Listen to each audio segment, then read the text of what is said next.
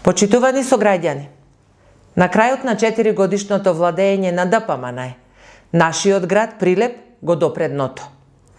Покрај целосно нефункционална општина, власта во заминување, зад себе остава и јавни предпријатија пред банкрот, чиј вкупен долг надмина 2 милиони евра.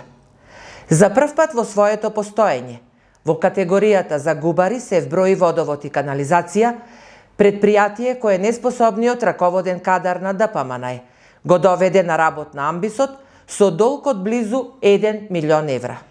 И покрај тоа, наместо ветеното намалување на цената на водата, прилепчани плаќаат повисоки сметки за нешто кој според бојата и според миризбата личи на се, само не на вода.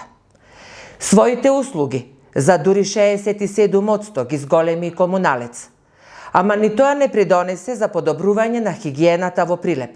Улиците се валкани, градот се гуши во смет, контејнерите преполни со ѓубре, депонијата во Алинци гори секој втор месец. Вработените на царинскиот терминал 7 месеци се без плата. Загубар е јавното предпријатие Пазари. Покривот на градскиот пазар се распаѓа. Пазарџиите работат во нехумани услови, иако за тезгите плаќаат високи закупнини.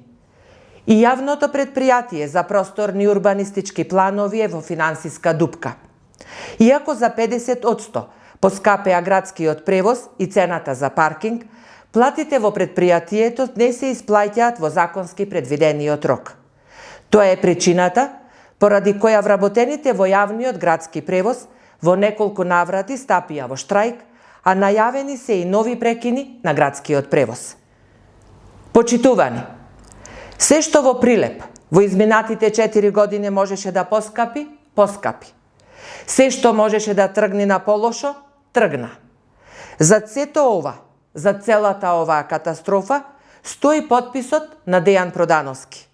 Како председател на Совет во период од 3 години, Продановски ги подпиша сите одлуки за поскапување на цените на услугите на јавните предпријатија, а како 5 годишен актуелен председател на Општинскиот комитет на ДПМН го одобри изборот на сите нивни директори. На предстојните избори, прилепчани нема да дозволат понатамошно тонење на градот. Агонијата мора да запре. Ви благодарам.